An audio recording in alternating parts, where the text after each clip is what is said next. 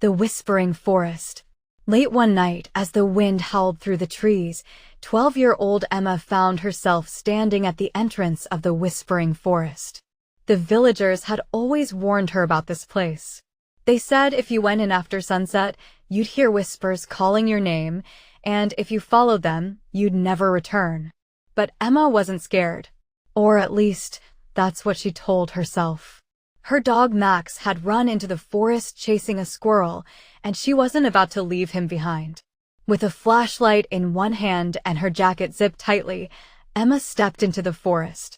The trees seemed to grow taller, their twisted branches reaching out like skeletal fingers.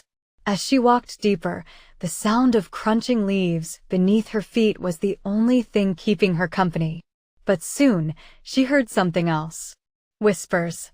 At first, she thought it was the wind playing tricks on her. But then she heard it again, soft and chilling, Emma. Emma, her breath hitched as her grip on the flashlight tightened. Max, she called out, her voice trembling. No response. The whispers grew louder, circling her like unseen ghosts. Shadows danced across the forest floor, and her flashlight began to flicker. No, no, no, she whispered, tapping the light, but it went out completely. Now she was alone in the dark. A sudden snap of a twig behind her made her spin around. She could barely make out the shape of something moving. No, someone. A figure stood just beyond the trees, watching her. It was too far to see its face, but its posture was unnerving, hunched and still, like a predator waiting to pounce. Emma's heart raced. She ran.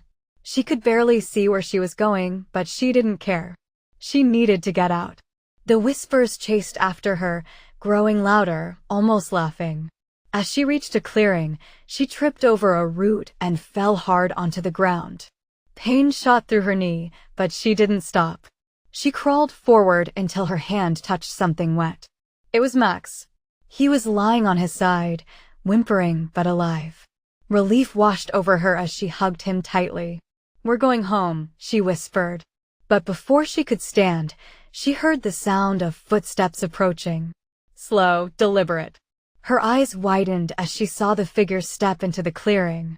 Its face was hidden under a hood, but its hand extended toward her, pale and bony.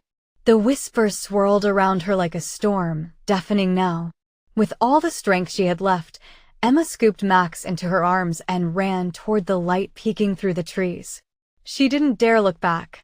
The whispers followed her all the way to the forest's edge. But as soon as she crossed the line back into the village, everything